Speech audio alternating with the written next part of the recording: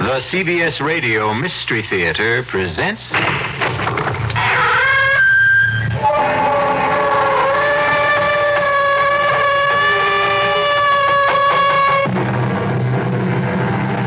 Come in. Welcome. I'm E.G. Marshall. Welcome to the world of your own terrifying imagination. It has been said that we are prisoners in a dark closet with small openings that on occasion admit some light. Small wonder that the demons who lurk in the deepest corners are more real to us than the sweet light of reason outside. There is so much evil in our world that light turns naturally to shadow. Even the love of Stephen and Amelia Stampler for their son Michael is converted to suspicion in this dark closet we live in. Reverend Stokes, I don't want a theological debate.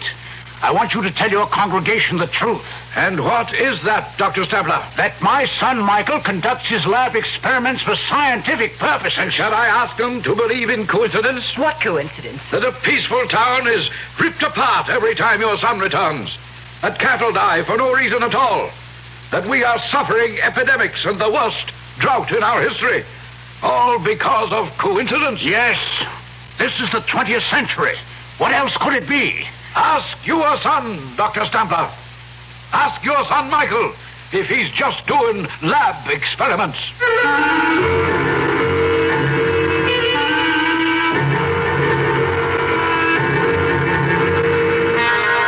Our mystery drama, A Sacrifice in Blood, was written especially for the Mystery Theater by Milt Wisoff and stars Patricia Rowe and Ralph Bell.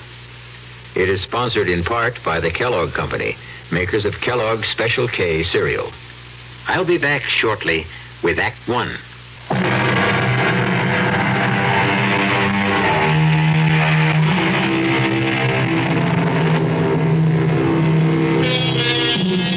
And now it is time to turn to the macabre and nightmare world where there is no shortage of blood. Our tale opens on a pleasant enough note in a fashionable restaurant where Dr. and Mrs. Stampler are celebrating a special occasion. But I promise you, it will end in true Gothic horror. Not another drop, Stephen. I've had my fill, and so have you. I suppose you're right, my dear, but this is really so special. One more dig and the Stamplers hang up their shovels. Oh, not really. But we'll be digging up flower beds and compost heaps instead of ancient grave sites. No regrets? None, my dear. We should have retired years ago. Then why not now? I mean, what can this one dig mean? Well, it will be a fitting climax to our career, Amelia. Perhaps the most significant find of our lifetime. Professor Staruvius agrees with me. The last excavations there indicate a pre-Toltec civilization existed that was not completely archaic. A highly sophisticated people. Who worship the devil. Well, why not? Most of us still do. Black masses are held in California. Covens of witches gather in New Mexico.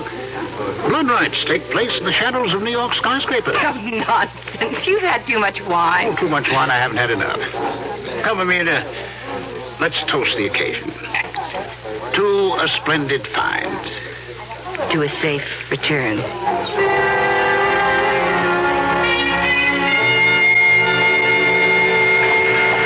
Dr. Stampler? Dr. Stampler? Yes. I am Professor Saruvius. Oh, thank you for meeting us. This is my wife, Amelia. My great pleasure. It's very nice of you. Not at all. Oh, here, let me put your bags in, please. Will you get in? I can't tell you how I've looked forward to meeting you, Professor. Miguel, if you please. And I am honored by the opportunity of working with so eminent a scientist. And I would be delighted to have a nice hot bath and about 3 days of uninterrupted slumber. Oh, planes are almost as uncomfortable after 10 hours of flight as the small donkeys we rode to the Shenandoah site. The Toltecs have always been regarded as the earliest civilization in the Americas. The new finds at Acapulco may show one much heavier steel. You really believe it was a civilization? Almost certainly. Not by our standards, perhaps, but certainly in its day. You shall have the opportunity to see for yourselves. We leave at 5 a.m. Monday morning. But that's 3 days away. Why the delay? There is much preparation, including the paperwork. You shall get some rest, and I will have the pleasure of acting as your host, if you will permit it. Of course. And forgive my impatience.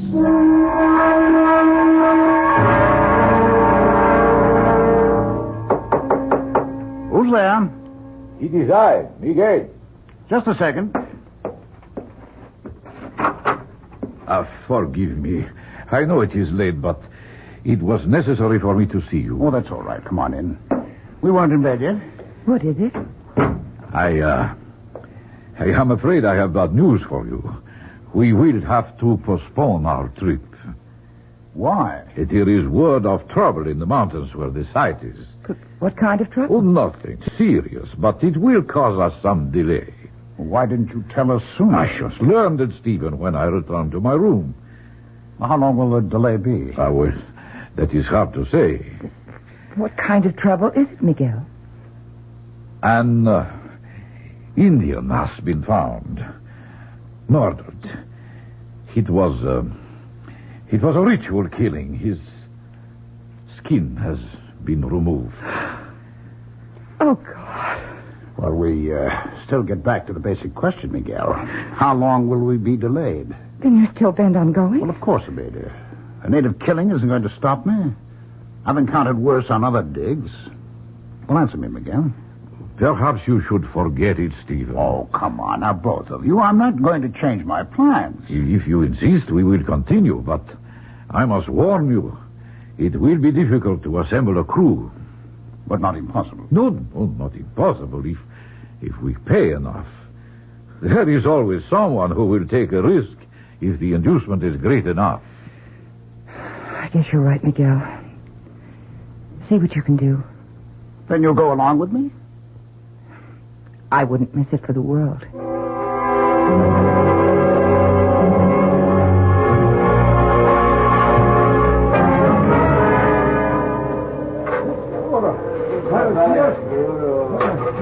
They're not making much headway, Miguel. Can't they dig any faster? We are up very high, Stephen. More than 10,000 feet. It is not conducive to strenuous exertion. They didn't display too much zeal on the climb, either. Well, they're not used to the altitude. Why didn't we get men who are? But you know the answer. No one else would come. You haven't seen anyone else since we got up here. They know better. They have broken through to a new chamber. Well, I hope it's more fruitful than the last one. Let's go take a look. Look there. They have an opening wide enough to go through. May I? Of course. This is your excavation, Stephen. Are you all right? Yes. Come on in. My God. It's so still in here.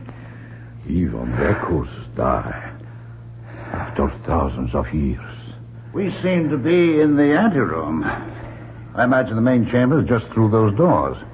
It would appear so. Get the men in here. We've got to get those doors open, and it looks like one heck of a job. Siga pronto. No quiero entrarlo. Siga. No. Siga pronto. Well, what are they waiting for? They will not enter. Well, tell them they'll get docked if they're not in here pronto. It is no use. They will not come. All right, then we'll get the doors open by ourselves. Let's see how thick they are. Throw me a hammer, will you? It's pretty solid, Miguel. Steve, look. The doors are opening. How? Oh, perhaps Stephen struck some kind of a trigger mechanism by accident. Well, never mind how. It'll save us some sweat, that's all. Stephen, please, be careful. There's something here that makes me... I will go ahead. Not on your life, Miguel. This is one big step I'm going to take. Come on, follow me.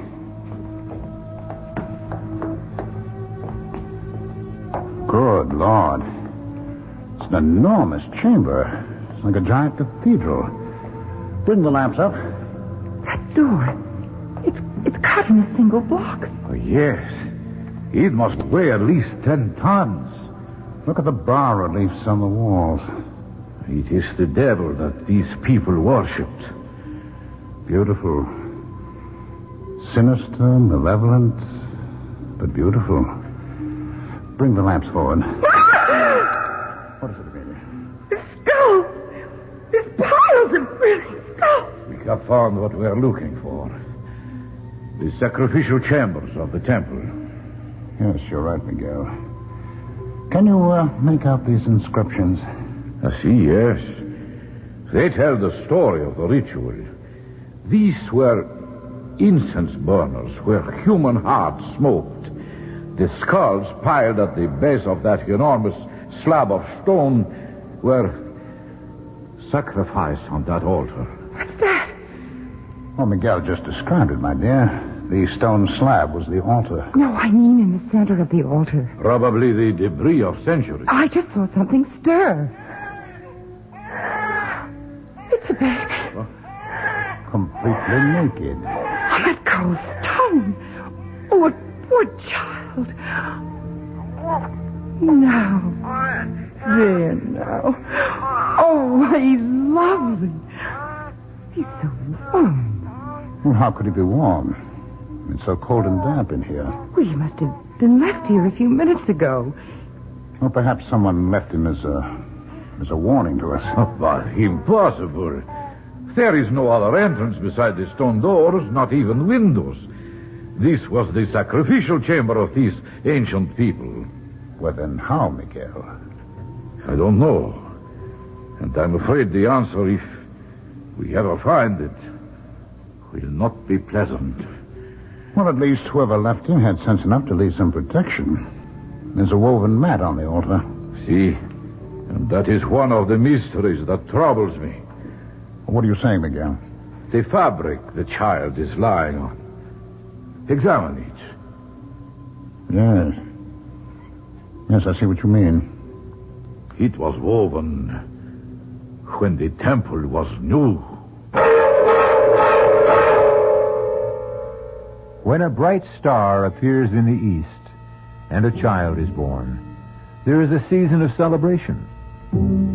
But when a child appears on a sacrificial slab of the temple of an ancient people who worship the devil, what will the season bring?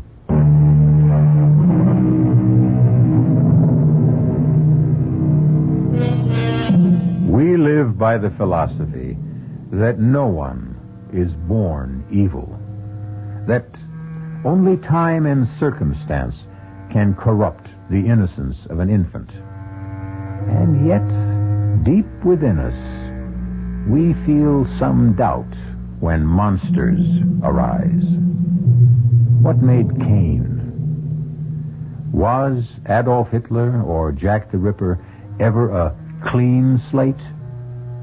Why should we not wonder even stronger when a child appears out of nowhere in the temple of Satan?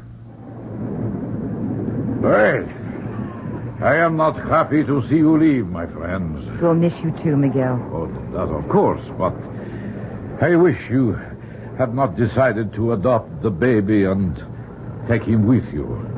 I would have preferred you to leave him here with me until I could ascertain what his origins are. I think he's right, Amelia. There's still time to change our minds. Oh, no, we fought harder to take him with us than those artifacts from the chamber. I'm not going to give him up now. What difference does it make where our son came from or who left him there? He's a perfectly normal baby, and he means more to me than the trophies we're carrying off. Well, if you have made your minds up, then all I can say is, via con Deus. I am very delighted that you both have what you wish. Stephen, your find will have an historical impact. Our find, Miguel, would have been impossible without you. And my gratitude for helping us with the baby. We've named your godchild Michael for you. Ah, a great honor, Emil. You'll keep trying to trace his parents? Yes, if that is what you wish. Don't try too hard, Miguel. It doesn't matter where he came from. We're all he needs from now on. I hope you are right, Emilia.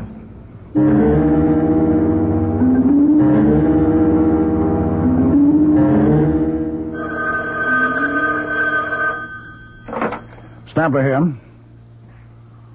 Oh, no. I'm sorry. That will have to wait. And look, another thing, don't set up any more interviews. My wife and I have had it. All right, I'll let you know. Right.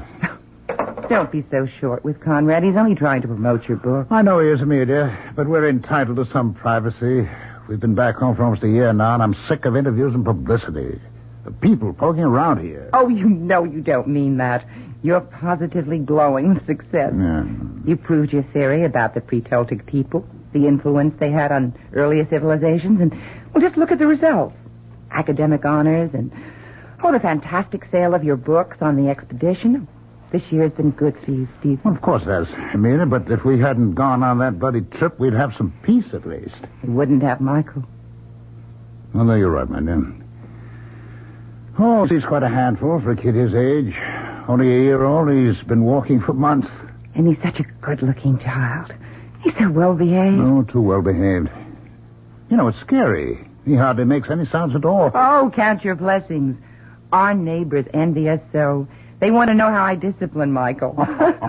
He's such an angel. Doesn't need any discipline. Well, maybe he does, but I do. I've got to finish my notes for the lecture tour. Are you sure you won't come with me, Amelia? Well, who'd look after Michael? Well, Karen. She's perfectly capable. Oh, nonsense. I mean, you'll be gone a month. He needs me. So do I. Oh, don't tell me you're jealous. Oh, no.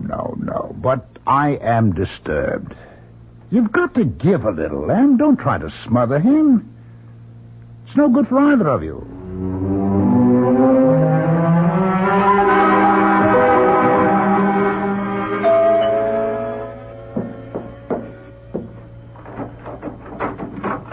Stephen.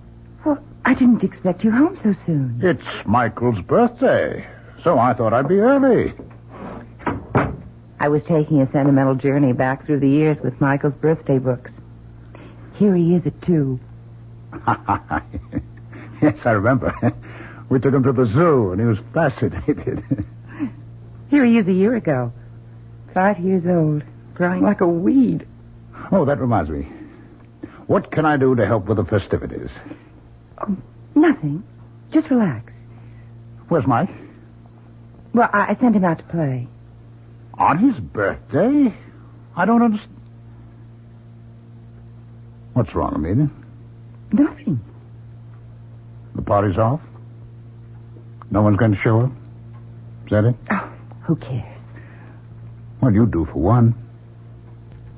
Why aren't they coming? Because we have stuffy neighbors with stuffy children. I just think it's time we moved. Oh, they're all out of step, hmm? That's right. Take their Oh, side. for heaven's sake, Em, I'm not taking any side. I just want to know... Well, he tears butterflies apart. Yanks legs off frogs. Well, he's inherited your scientific curiosity. Oh, you know that's impossible. Well, I mean, you set an example for him. Level with me, would you? What happened between Michael and the Fielding child? Nothing. I told you. All right, then you don't mind if I call them and straighten this out? You go ahead and call. You'll agree. It's a tempest in a teapot. I'd rather hear it from you, Em. Sarah? This is Stephen Stampler. Well, yes, I know. I read your note. Well, can you tell me why? Michael did what? Are you sure? I see. Yes, I know how you feel. And, thanks for being direct. Bye. Well? I just don't understand. Curiosity. It's simple, childish curiosity. Children try to discover the world around them. They smell, taste, feel. They hurt? Well, yes, sometimes they hurt. Not out of malice. Try to be honest, Em. How would you feel if you were Sarah Fielding? I hope I'd have the good sense to take things in stride. Would you? I can't believe it's you, Amelia. You've lost all sense of objectivity. And you've lost all sense of proportion. Are you trying to cast Michael as a monster? I'd like to understand him, but I think I need help. And so does he.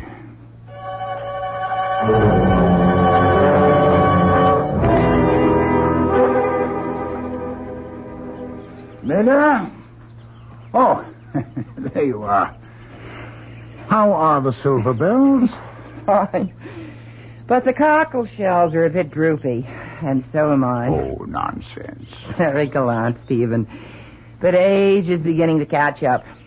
I don't know where the last 10 years have disappeared. Seems only yesterday that Michael was 6, entering school for the first time.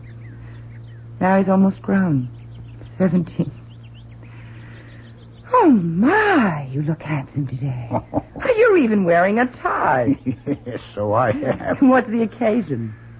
We have a friend in town, old Ceruvius. Oh, I didn't know he was in the States. Well, neither did I. He's consulting with the museum people, and he'd like to see us. I asked him out to lunch. Oh, that was thoughtful. Now, there's no need to fuss, Amelia. Of course not. I'll get the soil off my hands and throw something together if Miguel doesn't mind. I certainly don't. Well, thank you, Anne. Is there anything I can get from town for you? No, just hurry back. Ceruvius is dying to see Mike. What time is Mike due here? Oh, dear, I forgot to tell you. There was a letter from Michael in the morning mail. He's staying at the academy through the holidays. Well, that's odd. Did he say why? Well, he wants to catch up with some school work, and there's an experiment going in the lab. He just can't leave. Well, that's too bad. Miguel was looking forward to a visit with Mike. He made quite a point of it.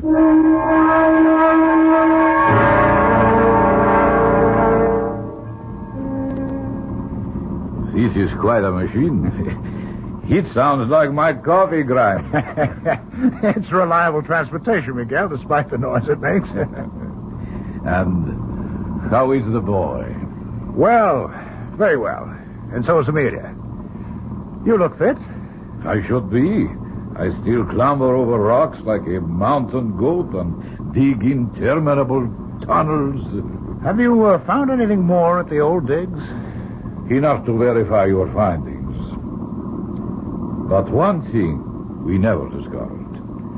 No trace of Mike's parents, eh? No. I have shown the pictures you sent me to every man, woman, and child in the region.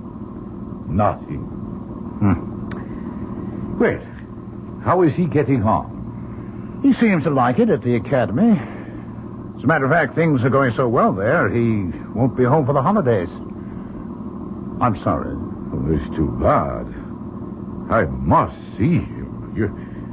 Perhaps I still can. Well, he's not due home until the summer vacation. In that case, Mohammed must go to the mountain. That's quite a trip. Not to see a godchild. Well, here we are. We're here at last. Miguel, how nice to see you again. It is always a pleasure, dear Emilia. Oh, you look more enchanting than ever. No, thank you. You're so good for my ego. I have drinks set on the terrace. Would you like to unpack first? No, I think not. A drink would be fine, and then I must be going. But you just arrived. I prepared lunch. We haven't seen you in years. Too many years. I know, but I may get a chance to stop in before I go home. What made you change your mind? He's going to visit Mike. Aren't you, old friend? Yes, I think so. Oh, he'll be delighted, as we are disappointed. I hope so. It would be nice to feel wanted by a godchild I have not seen since he was an infant. I'm sure he'd love to see you. He keeps asking about you all the time. You can feel flattered, Miguel. You seem to be the only human being he has any interest in. Yeah, besides you and Emilia. Of course. What's a strange thing to say? Oh, you must forgive me. I have not been in civilized company for ages. Conversation is a little, how do you say, Rusty? Exactly. My bones and my speech are undoubtedly growing rusty. That is why I want to see him on this trip. I may never have the opportunity again.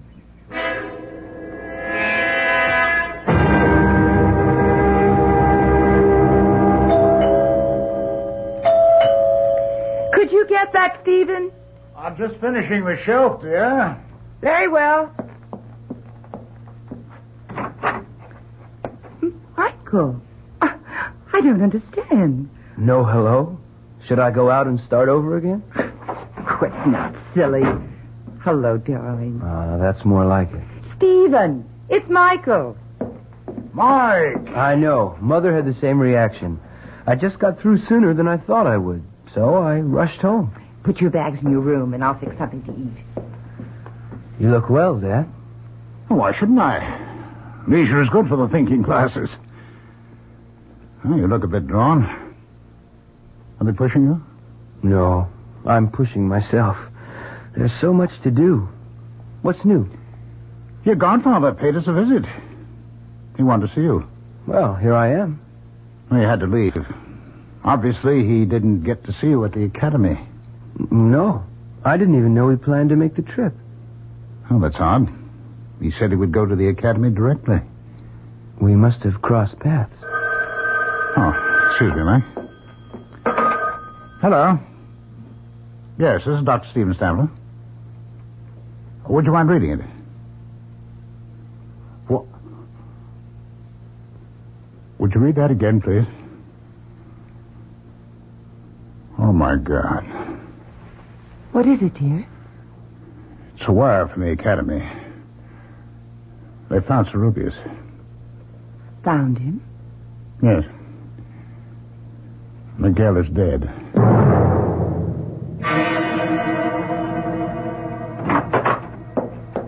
Michael? Michael? Are you home? He's out, Amelia. His car's gone. Strange. He seemed under the weather this morning. And he didn't want to attend the funeral. Oh, nonsense. He just wasn't feeling well. You still believe that act after all these years? You know, he's always avoided unpleasantness that way. Well, it was unpleasant, Stephen. An old friend to go that way. All right, Em. It's all over. What could have done it? You mean who, Em? No, I don't. Nothing human could have been responsible for Miguel's death. I wonder. You wonder what, Dad? Where did you come from, Michael? You startled me. I was in the garage. My fan belt's loose. I was tightening it. You should have come to the funeral. What for? I never saw Professor Cerubius. He was your godfather. You were his namesake. I wasn't feeling so hot anyway. I thought I was coming down with something. How do you feel now? Better, I think. You look healthy enough to me. Well, that doesn't mean a thing. I'll put the tea up, and then it's off to bed with you. She still thinks you're a child, Mike. I know. I want to talk to you, Dad. That's why I came home from school. All right, shoot. I really don't know what I want to do. I think I've had the academy. But you said you liked it there. You're doing well? I know, but I can't make the scene there anymore. Too much work? No, not really. I'm just not on to some of the stuff I've got to handle there. The creeps in Fairmount are still living in the 17th century. They'd have witch burning if the law didn't forbid it. What's that got to do with you? Well, some of my experiments have got them on the warpath. I thought you were working in the physical sciences. Well, not exactly. I've been going beyond that. Like what? Well, for one thing, ESP.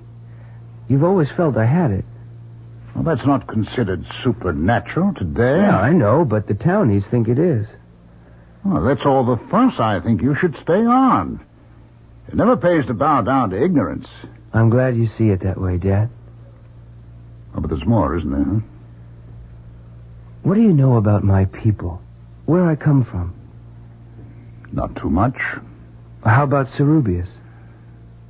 Well, he thought he was on to something. He was on his way to talk to you about it. Too bad we missed each other. Did you? Well, of course. I told you I was on my way back here when I heard... That's not exactly what happened, Mike. He called me from the airport when he landed. What did he say? I don't know. Amelia and I were out. He left a message with our answering service. He said he was going right out to see you.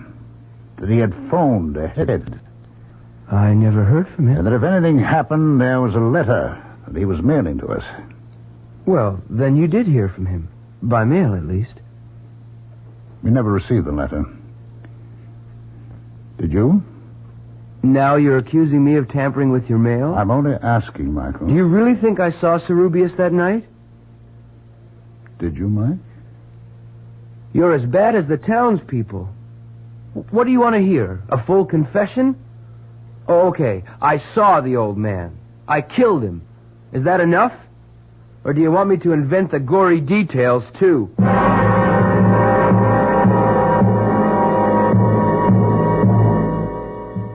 Fear can be a force for good or evil. It can keep us from harm, or it can be a malignancy that feeds on darkness and ignorance. Is Mike a victim of rumor and coincidence, or is he truly evil?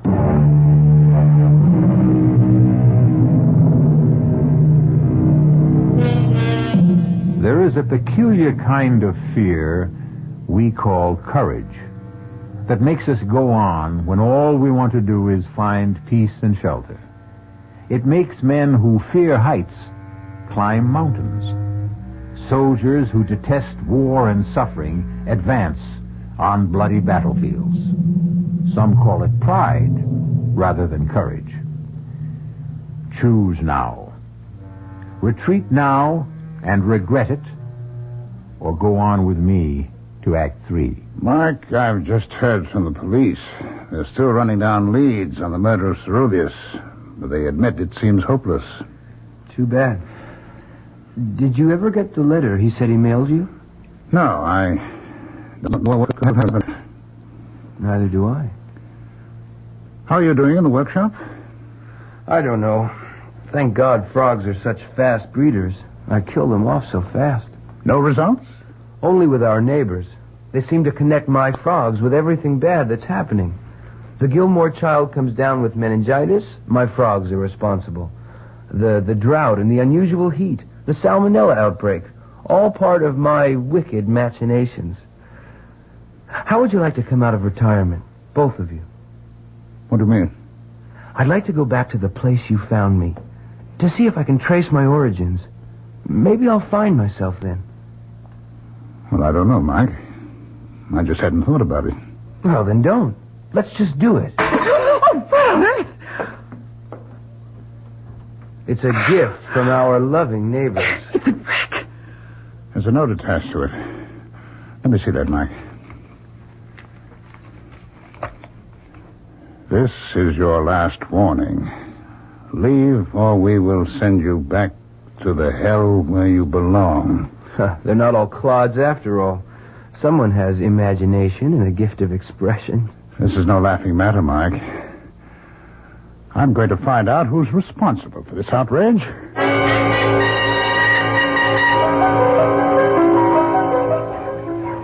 Dr. Stempler, delighted to see you. I think we can do without the formalities, Reverend Stokes. I just want some answers. Yes, so do I. I haven't seen you in church for quite a while. You're very fortunate I didn't attend last week. I don't think you'd care for my reaction to your sermon. Oh, then you don't believe in the presence of Satan? No, I don't. All I know is what that kind of talk leads to. Oh, the brick, you mean. I'm sorry about that. Well, yes, you should be. You've got these farmers half insane with your superstitious prattle. Some say that about religion. I wonder why. All right, let's not get sidetracked, Reverend Stokes. I don't want a theological debate. I want you to tell your congregation the truth. And what is that, Dr. Stempler? That my son Mike raises frogs for his lab experiments. Shall I tell them to believe in coincidence? What coincidence? That a peaceful town is ripped apart every time your son returns. That cattle die for no reason at all. That we are suffering epidemics and the worst drought in our history. All because of coincidence? Yes, you tell them that this is the 20th century. What else could it be? Ask your son, Dr. Stampler. Ask him if he's just doing lab experiments. I told you, Dad, I'm going back where you found me, with or without you. Mike, that is foolish. Cerubius excavated for years but found nothing. What makes you think you can? Because I was born to it and Cerubius was not. He was contaminated by Spanish blood. My lines are pure. I need to find my way to another world. Will you come with me? You're not serious, Mike. I've got to go, Mother. I thought you'd understand. Well, I do. I just want you to think things through a little longer.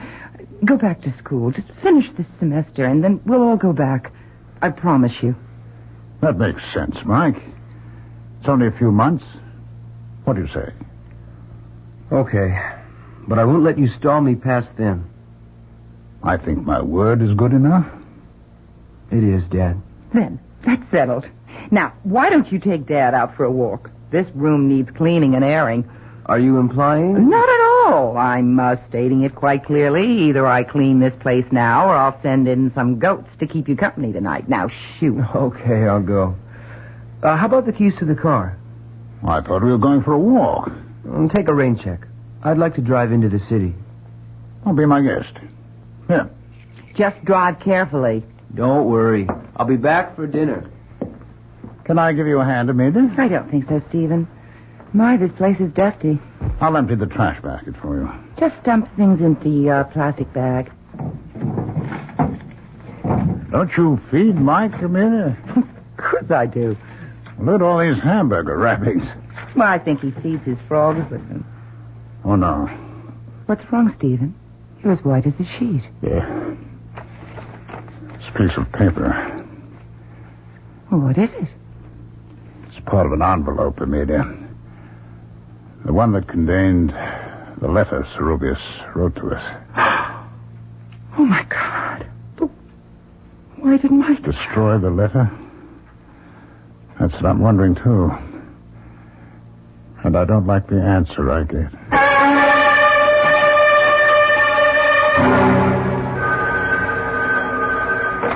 Hello.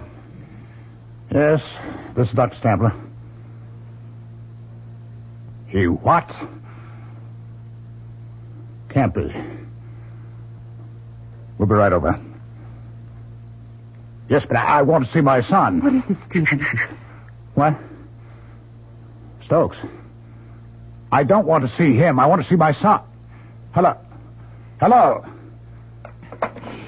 He hung up. What happened? Mike.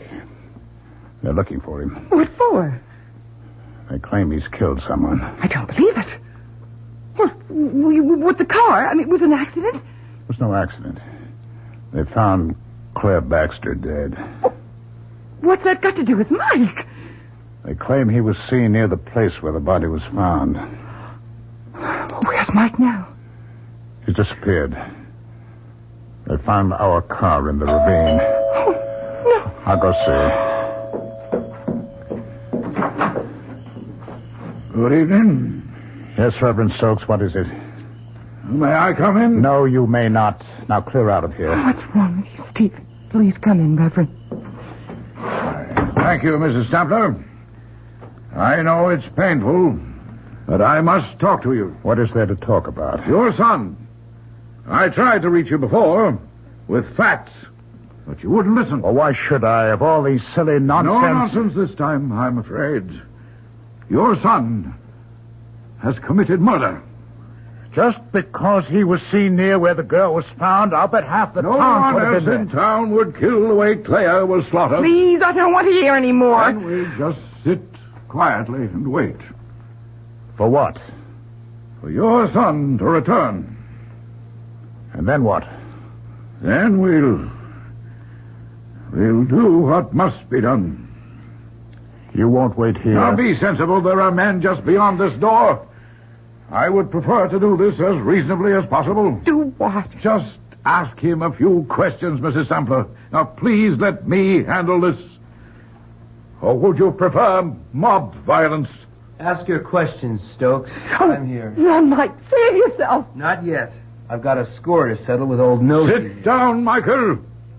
It's all over for you. For you, meddler. No, Asmodeus, your time has come. Asmodeus? Asmodeus, Satan, whatever you call yourself. Sit down and answer my questions. I've changed my mind. I'll answer your questions if you catch me. Stop him, Stephen. Please don't let him go. No, Amelia, don't worry. Stokes will never get him. Neither will that mob. He's on his way back. Back? Where? Where we found him, Amelia. In the sacrificial chamber. Zerubius said someday Mike would return.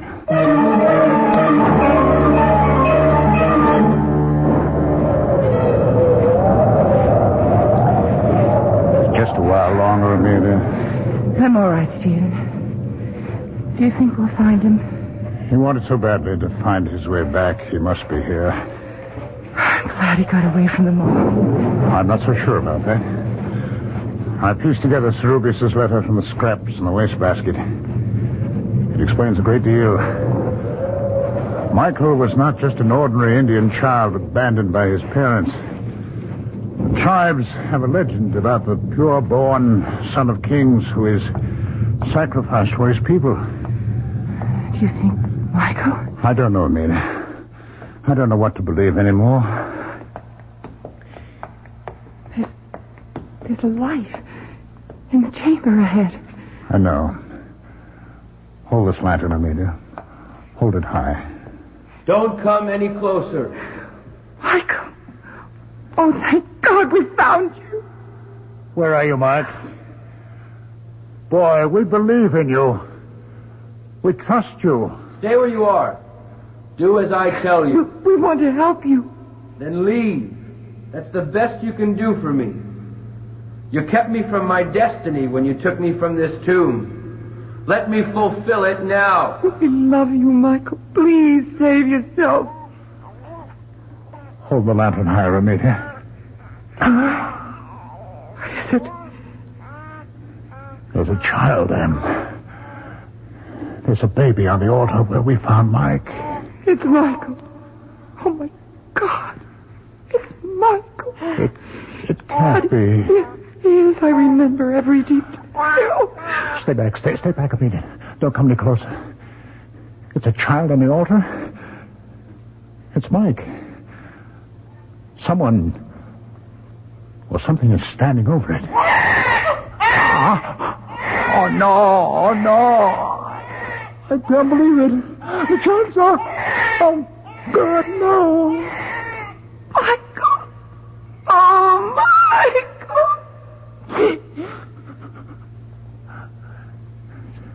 It's too late, Amelia. It's all over now. Whoever it was has disappeared, Amelia. He's gone. A child is born, becomes a man, then dies. The natural order of things.